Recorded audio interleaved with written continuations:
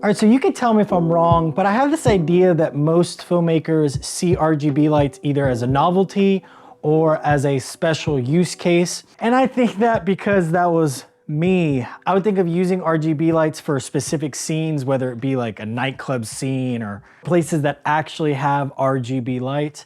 But I wouldn't necessarily think of them as a useful filmmaking tool for every case scenario. That's actually changed for me recently as Zhiyun sent over some lights to review, and I was able to use them on a short film, a couple client projects, and even lighting this talking head right now that looks very different from everything else that I've shot on my YouTube channel. I usually don't use RGB lights. But after using these lights heavily for the past couple of weeks, I now see the benefit behind using RGB lights for many different projects, not just specific niche projects. Now, I would choose them over bicolor lights and even daylight colored lights that are more powerful at the same wattage because of this practical use case that we'll go over in this video. The main part of this video is gonna be the reason why I'm now sold on RGB lights, and I'll go a little bit more in depth, show you some shooting scenarios that I had that they actually came in handy. And then the second part of the video, I'm gonna talk specifically about the Zhiyun X60 RGB lights, because they're just a lot easier to use and they're a lot smaller and more powerful when you use them in certain ways. So I'll go over that in the second portion of the video. So let's not waste any more time and get right into it. So if you couldn't tell already, I was going for this dramatic orange and teal blue hour nighttime scene. I have the key casting some tealish blue. I also have an X60 RGB in the background shining through the blinds, creating this texture, which is giving the appearance of nighttime blue hour. It's a little exaggerated, but if you watch movies, it's almost always exaggerated to give this kind of look. Then I have an X60 RGB on the other side that is casting this orange glow that's giving this color contrast. The reason why these RGB lights are so useful is because I can get bluer than a normal bicolor light. All of these lights are set to the RGB option, and I can push the color spectrum far more than a bicolor light. I can make it more saturated. I can make it a deeper color blue or even a tealer color blue without having to color grade in post. Get it done in camera, get it done on set. When I was using these RGB lights for a BTS, we were actually shooting a day to night scene, which is even more difficult because we were battling the sun. Unfortunately, I couldn't only use these 60-watt lights because the sun is more powerful. You can see on the BTS, one of the little lights looked like a twinkle light because I'm battling the sun. But paired with an F22C, which was our key light for this little short film that we shot that you're watching on screen right now, they are incredibly useful and they are super portable. And here's the issue I faced. With normal bicolor lights, since I lowered the temperature down in camera for everything, all of the lights looked cooler. So when we had this lamp that was meant to motivate a warmer light source that would create this color contrast, I wasn't able to get the full color that I wanted in camera with the normal bicolor light. That's specifically where RGB lights do come into play. I was able to dial in a saturated orange color that actually showed up when I lowered my color temperature. That may not seem like a big deal, but when you have a tool that has even more flexibility and can make your life easier so you don't have to do it in post or finagle with masks or singling out colors, that's worth its weight in gold. I wouldn't say everybody has to use RGB lights, but that's something that I found out that I would have never even realized unless I actually used RGB lights in this specific way. So to sum up that whole section, RGB lights are useful in a way that you probably haven't thought about because they are way more flexible. You could use them to mimic different kind of natural lights, like this ambient glow over here, or the blue hour light that's hitting the wall at my face on this side that you can't necessarily do with bicolor lights, or you at least don't have the flexibility. If you don't believe me, I actually tried shooting this same exact scene a couple months ago for this mini conceptual piece that I was doing about creating content. And I ended up ditching the whole idea because my bicolor lights that were more powerful weren't able to get blue enough to film during the day. And even at night, they didn't get that saturated blue that I was looking for. If I had these lights, I would have been able to nail the look. Right now on screen, you're seeing what we did end up with. We just went for a golden hour because we didn't have the tools to create this kind of scene. That in and of itself sold me on RGB lights in a way that I never thought I actually needed them. I always thought they were a novelty or some whatever A24 stylized look that isn't really my genre or vibe. Now, before we get into the lights that help make this video possible, I want to show you guys a teaser of the short film that we were able to create, and these lights were pivotal. Not just because they were decently powerful, but because they're super portable and super easy to use in a way that most lights aren't. And I'll explain after what I mean by that, because it's actually super important and something that most filmmakers don't think about when they're buying lights. And with that being said, enjoy the teaser for the short film. Don't forget to subscribe, like, and comment.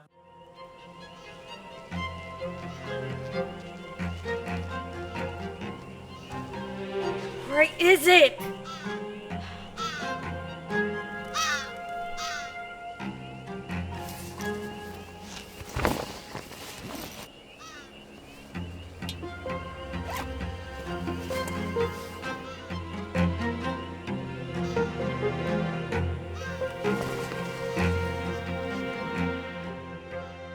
I hope you enjoyed that little teaser. The short film's called I'm Not Addicted, and it's about cell phone addiction. You probably didn't get that from the little teaser part, but that was her searching for her phone that she finally realized she lost, and she's in a complete panic. And it might not seem like it, but these lights were extremely pivotal in that production. If we didn't have them, honestly, I don't think it would have happened, and it might not even look like there were tons of lights being used, but that entire short film was not only shot during the daytime, but it had tons of moving shots that involve people Hollywooding the lights, which essentially means moving them and acting as light stands that move with the subject. So if we didn't have these lights, we would not have been able to follow the subject the way that we did, because they are so portable and tiny. This is the coolest I've ever looked on FaceTime. Look like I'm in like a blockbuster movie. Get a New York strip instead of the top sirloin. Love you, bye. She's buying steak for tonight. But anyways, I want to go over specific reasons why these lights are different.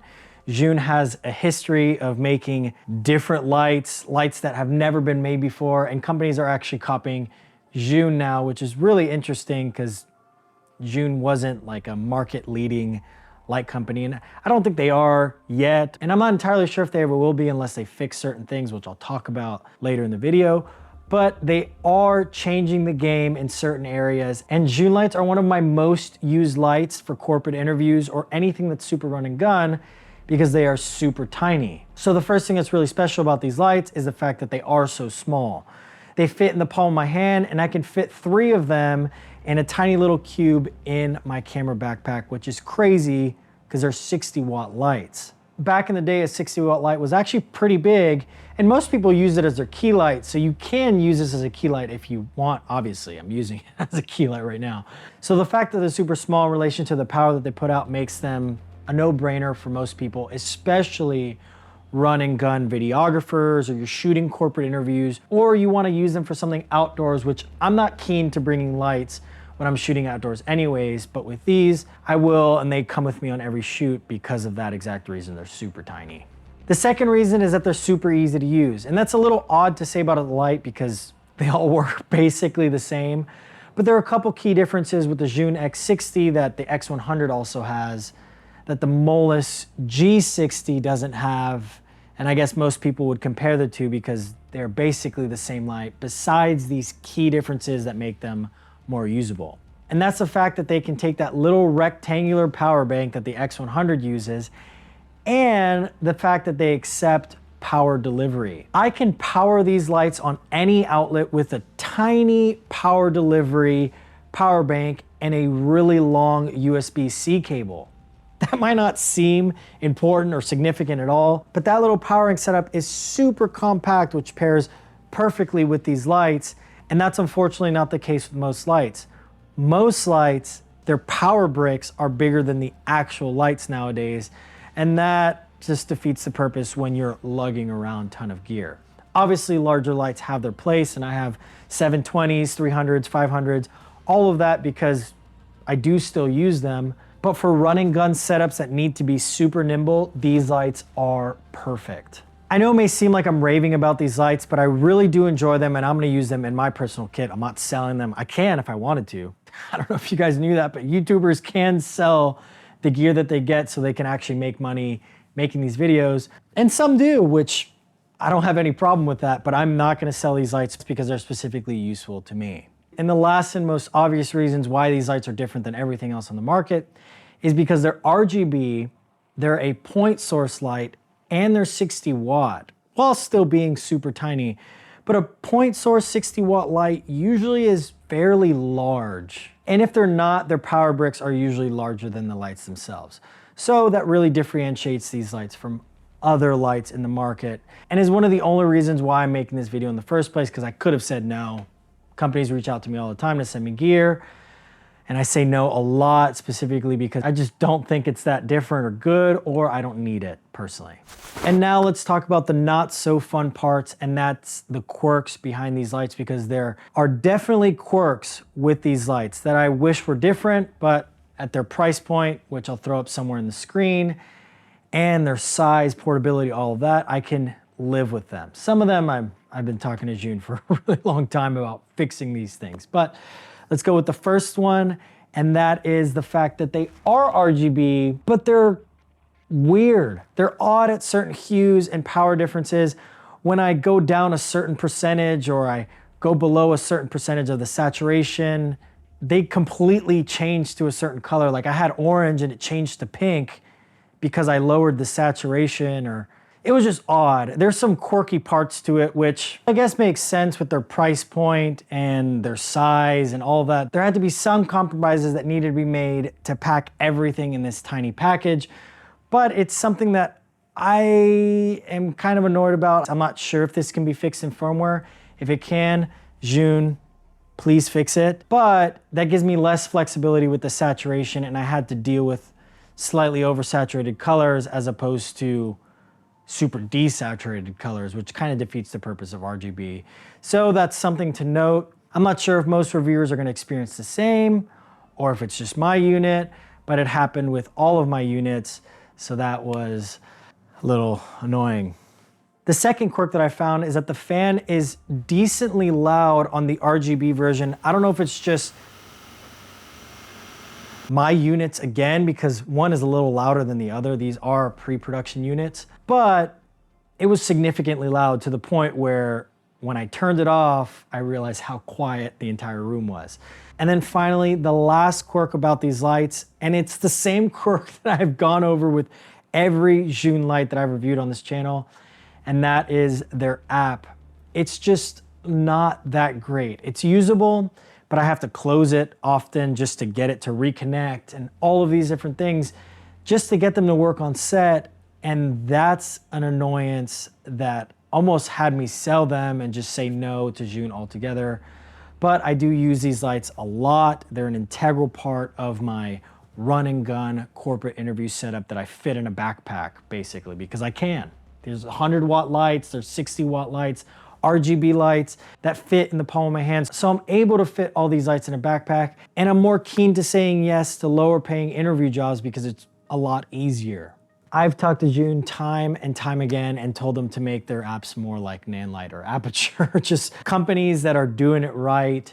And maybe they're still working on it, but they're definitely taking their time on it. It's not something that's making me get rid of the lights, but it is something to note, and you will probably face a tiny headache when using the app for these lights. So I wish Zhiyun sent me 3 of these colored lights, because I had to gel this light and it was a hassle, to say the least, because I wanted this light to be motivated by the outside blue hour texture that's on the wall, but it didn't get blue enough to match that. So I had to gel it, and that was annoying. I melted a gel. It was a whole hassle, but it does show how RGB lights are really useful and versatile. Comment down below if you have any questions or if you disagree with me, because people love doing that.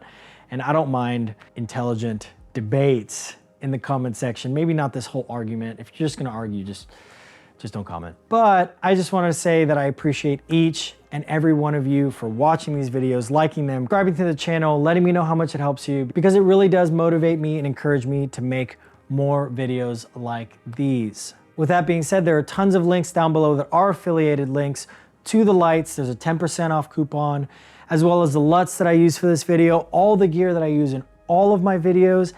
And this is a new one, an audio subscription that is a huge discount. It is a discount that I bought it at 2 or 3 years ago when I first got audio, and I've been using them ever since. It's a $500 lifetime subscription, so you don't have to pay monthly. But with the coupon code, you can get it for $200, and that's lifetime. So you have licensed music for the rest of your life.